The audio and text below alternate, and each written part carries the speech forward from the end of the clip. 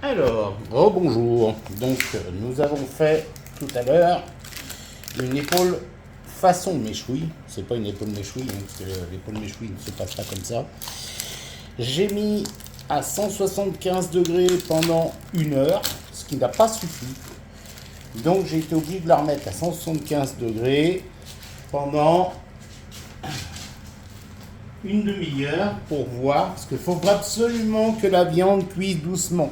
C'est pas la peine, c'est pas parce que vous allez la mettre plus forte, la viande au four, que vous allez gagner du temps.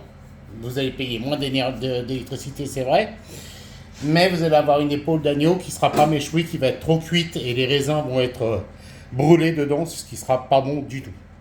Alors maintenant, on va passer aux légumes. Alors moi, il y a un truc que j'adore, c'est le gratin de finois.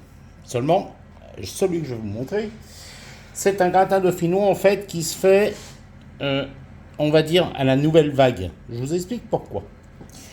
Dans le temps, on prenait des pommes de terre, on les coupait finement et on les faisait pocher au lait avec du sel, du poivre, de l'oignon muscade pendant à peu près une dizaine, voire une quinzaine de minutes. Le souci, c'est que c'est vraiment trop long à faire, parce qu'après on récupérait le lait qu'on mélangeait avec de la crème pour éviter que ça fasse un gratin qui coûte trop cher. Là, je vais vous montrer ce que c'est en restauration, un gratin dauphinois, vous allez le voir, c'est tout bête. Ici, nous avons 1 kg de pommes de terre que j'ai taillé le plus fin possible, avec une machine, pour éviter de me rater. J'ai mis dans le plat un fond de pommes de terre, vous voyez. Je sale. Pas plus que cela. Je poivre. Donc je vais mettre du poivre. Par contre, j'en mets un petit peu de poivre parce que ça relève un peu. Et j'aime bien le poivre. Je suis désolé, mais j'aime bien le poivre.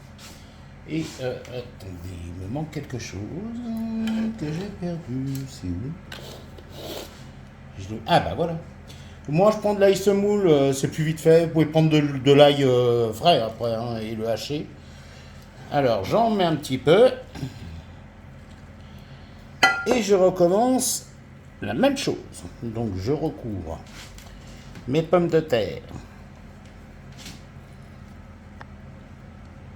Vous voyez, j'évite qu'elles se chevauchent de trop pour qu'elles puissent cuire correctement tout ensemble.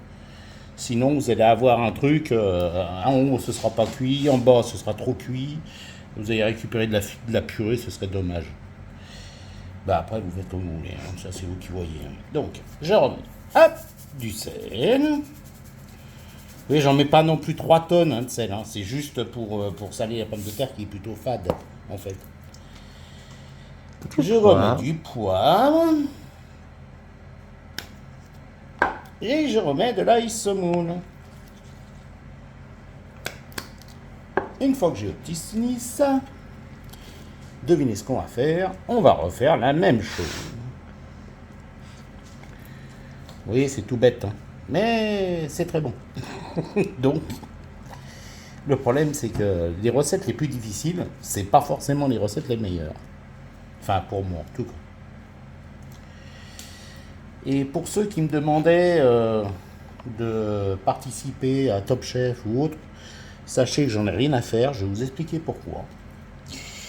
Parce que je préfère régaler des gens et les nourrir correctement plutôt que de faire des sculptures abracadabrantesques sur des assiettes pour finalement rien avoir à bouffer dedans. Voilà. Moi, j'ai horreur de ça. Après, je suis capable de le faire, c'est pas un problème. Mais le souci, c'est que puis c'est prétentieux. Enfin bref. Je trouve ça vraiment. Voilà. Donc du sel. Oui, j'essaie d'en mettre de partout, mais légèrement. J'en mets pas trop. Hein. Du poivre. Et je crois qu'il y avait une question aussi pour les doses. Bah, je l'ai fait ce matin déjà. Ah oui. J'ai mis les doses. Bon, les doses, après, vous les voyez, hein, on les fait à l'œil, mais on n'en met pas énormément non plus. Donc, je vais pas vous dire, il vous faut 70 grammes d'ail, machin patin. Voilà, après, c'est à votre goût hein, aussi. Hein. Parce que c'est toujours pareil. Hein, sachez toutefois qu'un assaisonnement, ça se rajoute, mais ça s'enlève jamais. Donc, évitez de trop, suivant les gens que vous recevez ou suivant le plat que vous voulez faire, évitez de trop mettre d'assaisonnement.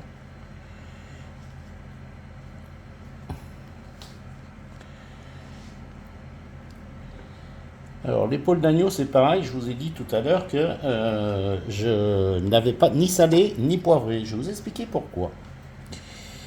Je suis totalement pas d'accord avec ceux qui, avant de cuire une viande, l'assaisonnent. Ça durcit la viande et ça empêche une bonne cuisson. Vous pouvez très bien mettre votre assaisonnement une fois que la viande est cuite. Bon, je ne vous parle pas d'un bœuf bourguignon, du blanquette de veau. Je ne vous parle pas de ça. Je vous parle de viande. Vous cuisez un steak, par exemple. Le passer au sel et au poivre avant de le cuire, je trouve ça complètement dommage. Voilà. Ça dénature la viande. Et vous pouvez très bien le saler une fois cuit. Une fois que vous l'avez retourné, en fait, vous le retournez. Une fois que vous l'avez retourné, hop, vous le salez, vous le poivrez. C'est pas compliqué. Pas la peine de tout faire en même temps. Ah, vous gagnez du temps, c'est sûr.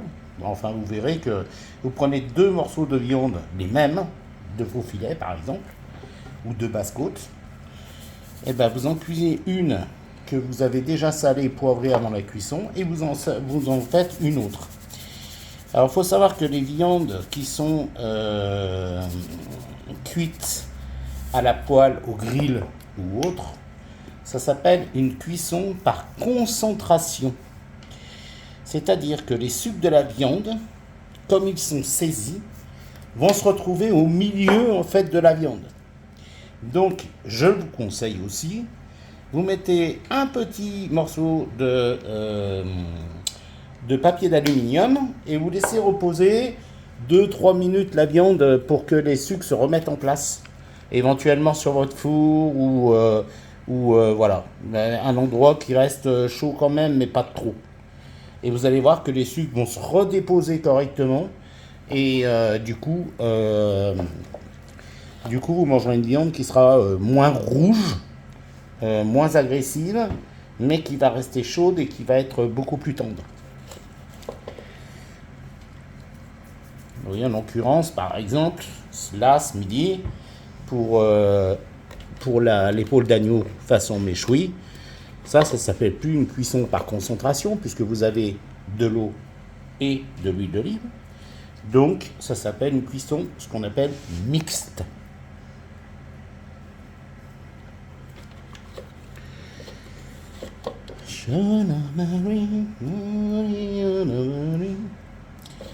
Voilà, vous voyez, j'ai fini de disposer.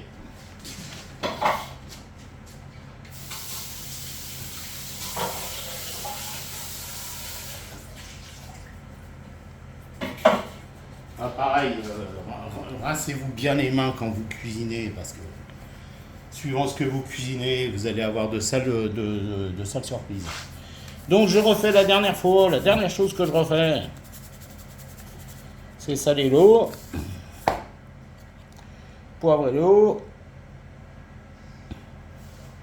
Mais vous allez me dire, en gratin de finois, pourquoi on ne met pas la crème en même temps? Ah ben je vais vous expliquer pourquoi. C'est parce que c'est tout simple. Quand vous mettez votre crème, moi je prends de la semi-épaisse, vous voyez, semi-épaisse. Quand vous mettez votre crème, en fait, il y a un piège. Si vous la mettez sur chaque couche que vous avez faite, vous allez vous retrouver avec beaucoup trop de crème dans votre gratin dauphinois, ce qui est complètement inutile et aberrant. Et si vous appelez ça gratin dauphinois, surtout, ne mettez jamais de fromage râpé sur votre gratin dauphinois. C'est pas un gratin dauphinois. Si vous mettez du fromage râpé, c'est pas un gratin dauphinois. Voilà. C'est les petits conseils. Après, vous en faites ce que vous en voulez. Et je passe bien pour avoir la dernière goutte. On évite les gaspillages quand même. Vous voyez, j'ai pris des petites briques. Elles font 20 centilitres. Là, celle-ci un peu moins parce que je m'en étais servi pour une autre recette. Donc vous deviez avoir à peu près 15 centilitres, pas plus. Pour qu'on ouvre les trucs sur les côtés. Ouais, pour éviter qu'il y ait de la crème qui reste en fait. Mais on fait ça doucement pour pas en foutre de partout. On y fait aussi en dessous. Et on plie. Ah, Vous voyez pourquoi on plie? Pour aider à sortir et pour finir. Donc les bouchons à vis, honnêtement, moi je... Enfin bref, je comprends pas pourquoi tout le monde s'y est mis. Parce qu'avant vous coupiez sur le côté comme vous faites certainement avec un litre de lait. Et au finish, vous perdez rien dedans. Voilà. Donc j'en suis à 35 centilitres. Là, je mets 20 centilitres supplémentaires. Oh, ben oui, hop.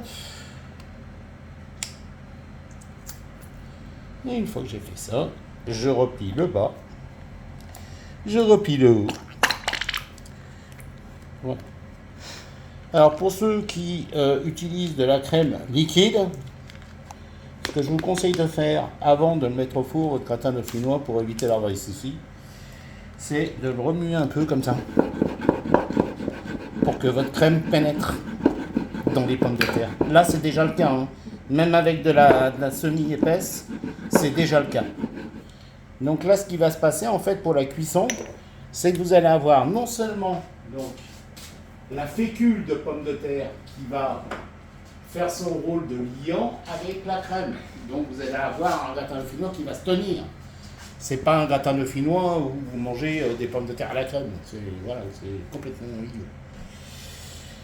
Donc j'ai encore 10 minutes sur mon épaule. Je vais vous le montrer.